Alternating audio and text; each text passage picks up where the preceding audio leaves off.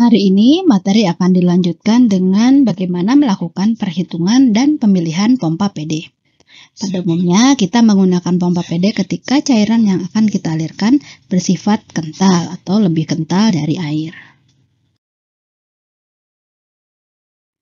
Yang pertama akan kita bahas adalah bagaimana melakukan perhitungan untuk pompa reciprocating. Contoh pompa reciprocating yang akan kita jadikan sampel di sini adalah pompa piston. Jadi ketika kita memiliki informasi kapasitas pompa piston tunggal, maka yang dimaksud dengan kapasitas itu adalah fluida yang dipindahkan per satuan waktu. Jika efisiensinya diasumsikan 100%, maka nilai kapasitas tersebut dapat dihitung menggunakan rumus berikut ini. A menunjukkan luas area piston, L menunjukkan panjang struk atau batang piston, N yang huruf besar menunjukkan kecepatan putar, kemudian N kecil menunjukkan jumlah silinder di dalam piston, dan number of acting itu menunjukkan jumlah pistonnya. Untuk piston tunggal, number of acting ini 1, yang double maka number of actingnya 2.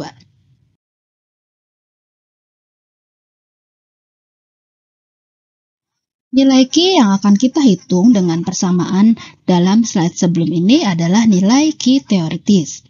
Pada kenyataannya, Q actual akan lebih kecil dari Q teoritis. Perbedaan keduanya disebut sebagai slip. Slip ini terjadi apabila ada kebocoran, bisa di sisi suction ataupun di sisi discharge. Jadi persen slip itu Q teoritis dikurangi Q actual dibagi Q teoritis kali 100%. Selain kapasitas, kemampuan pompa reciprocating juga direpresentasikan melalui parameter kerja pompa per satuan waktu. Definisinya adalah berat cairan yang dipindahkan per satuan waktu, yaitu detik, dikalikan dengan total head yang bisa dicapai melalui pemompaan. Total head-nya sendiri adalah penjumlahan dari head suction dengan head discharge.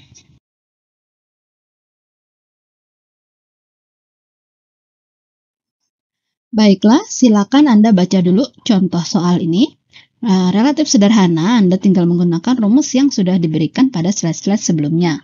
Langkah pengerjaannya bisa dilihat pada slide berikutnya.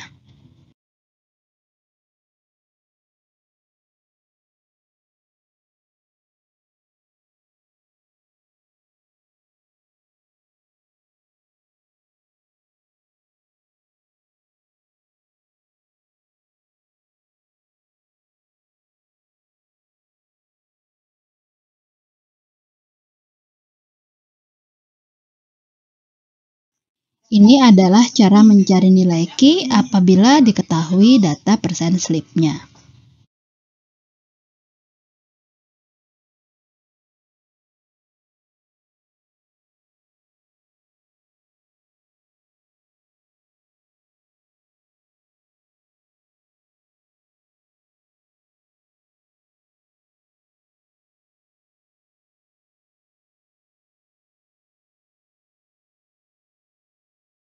Materi selanjutnya adalah bagaimana kita memilih pompa positive displacement.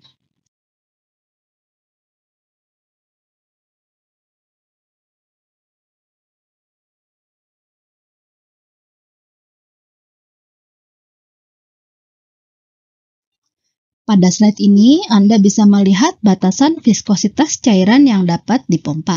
Satuan yang digunakan adalah SSU, singkatan dari Specific Seabolt Universal. Ketika viskositas mencapai 3000 SSU, sebaiknya pakai pompa sentrifugal. Kalau lebih besar dari 3000 sampai 5000 SSU, sebaiknya pakai reciprocating. Kemudian jika sampai 2 juta, itu disarankan menggunakan pompa rotari. Nah, di dalam kotak ada beberapa rumus konversi satuan yang umum digunakan pada sistem pompa. Tinggal Anda gunakan saja. Pada slide ini diberikan rumus konversi satuan tekanan dan head. Ini sudah pernah diberikan juga di pertemuan kita yang pertama.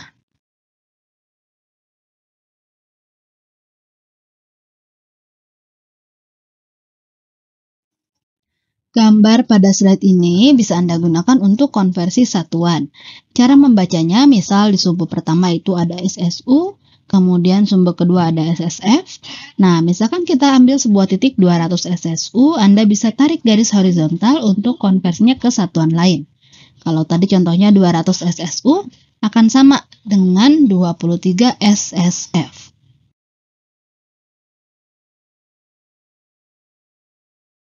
Kurva ini adalah kurva pemilihan pompa secara general. Mohon maaf, ini gambarnya kurang tajam, jadi Anda bisa cari gambar yang lebih tajam di internet.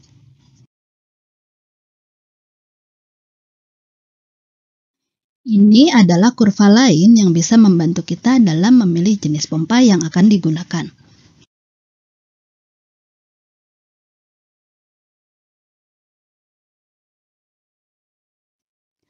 Kalau yang tadi bentuknya kurva, yang ini bentuknya tabel. Jadi Anda bisa lihat untuk kapasitas berapa, perlu pompa yang seperti apa.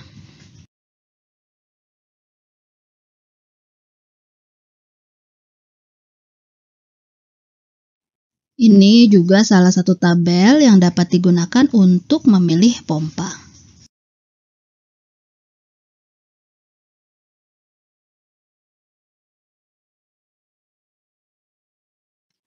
Secara umum, langkah pemilihan untuk pompa reciprocating ini ada 10. Anda bisa baca tangganya dari bawah. Kita sebagai ahli teknik kimia cukup menentukan sampai nomor 7 saja. Nomor selanjutnya dilakukan oleh engineer jurusan mesin biasanya. Mari kita coba lakukan bersama pemilihan pompa ini menggunakan contoh soal pada slide selanjutnya. Oke, kita ikuti contoh soalnya ya. Intinya kita akan memompa sirup. Di sini ada data viskositas, massa jenis, dan laju alirnya. Headnya bisa dihitung dari gambar. Suhu operasi diketahui. Nah, langkah pertama yang harus kita lakukan adalah menentukan kapasitas pompa. Kapasitas ini bisa dihitung dari data laju alir dan densitas. Nah, coba Anda cari tahu di mana atau dari mana faktor pengalih 500 dalam contoh ini. Petunjuknya, ingat kembali konversi satuan pound dan gram.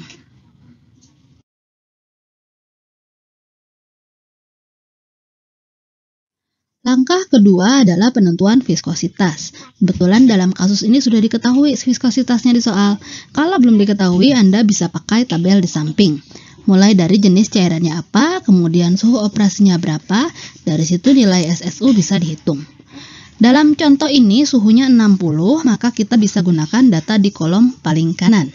Ada data pada T100 Fahrenheit, viskositasnya 400, dan pada 70 Fahrenheit, viskositasnya 2700 SSU. Maka kita bisa ekstrapolasi, pada T60 Fahrenheit, viskositasnya sekitar 3000 SSU tadi.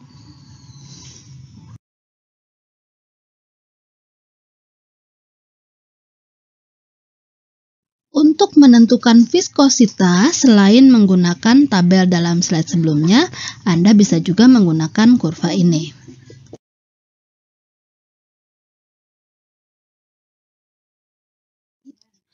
Langkah ketiga adalah penentuan ukuran pompa. Anda bisa gunakan kurva ini. Sumbu X adalah viskositas, sumbu Y adalah kapasitas. Nah, titik temunya dari data viskositas dan kapasitas ini ada di area K. Garis tegas yang zigzag di tengah itu menunjukkan batasan konstruksi pompanya. Ketika di kiri garis tersebut, maka konstruksi pompanya bisa yang standar. Tertulis di situ standar construction. Apabila titiknya jatuh di kanan garis tegas, berarti viskositas cairan tersebut sangat tinggi. Berarti sangat kental dan berat untuk dipompa. Jadi konstruksinya harus terbuat dari baja.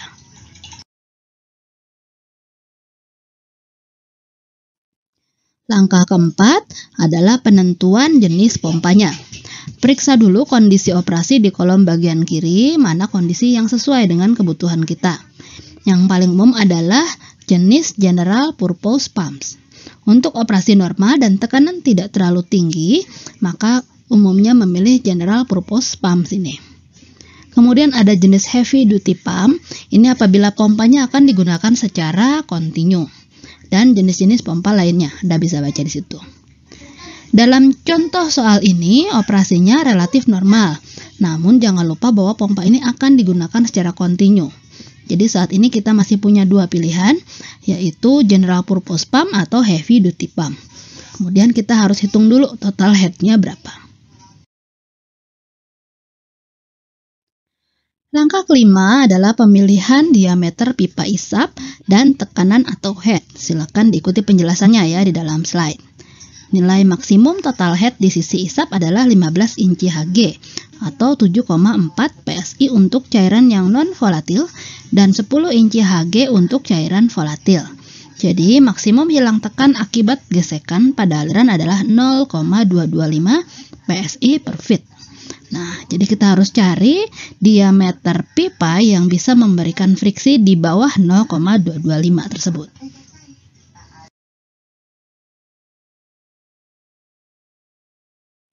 Pemilihan ukuran pipa dapat dilakukan menggunakan tabel ini. Sama seperti kurva pada beberapa slide sebelumnya, ada garis tebal yang menjadi pembatas di sini.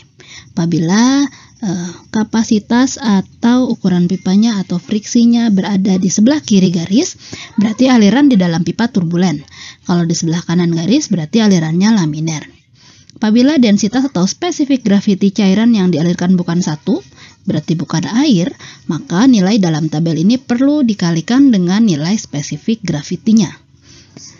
Untuk contoh soal ini, GPM-nya 40. Kita lihat baris untuk GPM 40.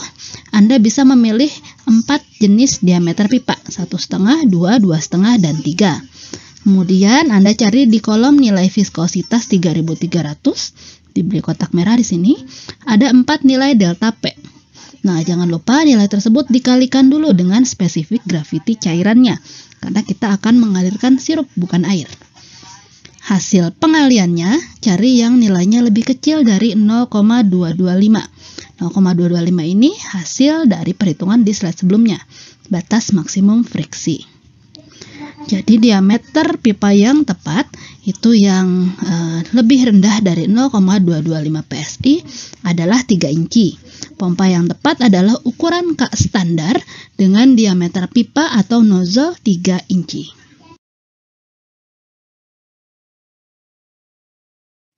Selanjutnya periksa kembali apakah pompa yang kita pilih masih di bawah nilai maksimum total head untuk cairan non-volatil, yaitu 7,4 PSI. Jadi hitung head statis dan head friksi untuk memperoleh total head suction. Pada tahap ini kita belum perlu mempertimbangkan hilang tekan akibat fitting dan pump rating.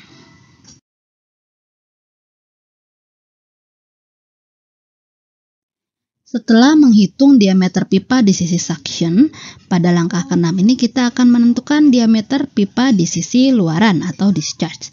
Silakan ikuti langkah-langkah dalam slide ini. Selanjutnya, perhatikan tabel ini.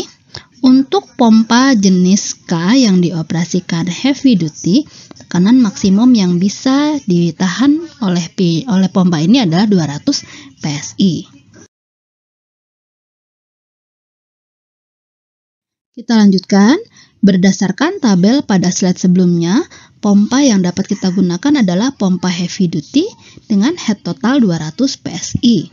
Nah, karena kita bisa hitung H statis dan H suction, maka dari nilai total head 200 ini, dan kita H suction-nya sudah dihitung sebelumnya, berarti kita bisa tahu berapa head discharge yang maksimum. Kemudian panjang pipa keluaran bisa dihitung, dari gambar itu 128 feet, maka head friksi maksimum terhitung 1,3 PSI per feet. Selanjutnya gunakan kembali tabel pemilihan diameter pipa sebelumnya. Untuk Q40 GPM dan viskositas 3000 SSU, cari diameter pipa yang bisa menghandle head friksi 1,3 PSI. Diameter yang tepat adalah 2 inci.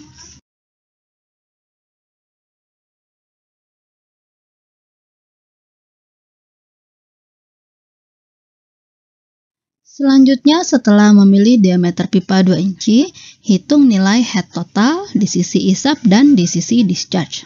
Nah, di sini sudah ada cara menghitungnya. Diperoleh nilai head totalnya 101,93 PSI.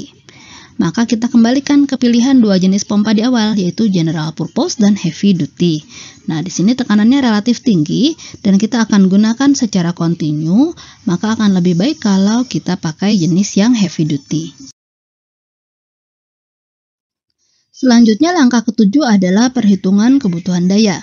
Kita bisa gunakan kurva ini meskipun kurva ini untuk 2500 SSU. Nanti kita koreksi sedikit.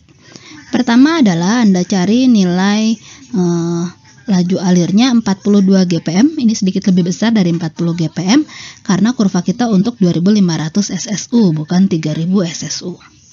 Nah, tarik garis horizontal ke kanan hingga memotong nilai tekanan antara 50 dan 150 PSI. Karena tekanan kita ada 101,9 sekian. Dari perpotongan itu, tarik garis vertikal ke bawah untuk mengetahui kecepatan pompanya dan tarik garis horizontal ke atas untuk mengetahui dayanya. Maka selesai sudah pemilihan pompa kita.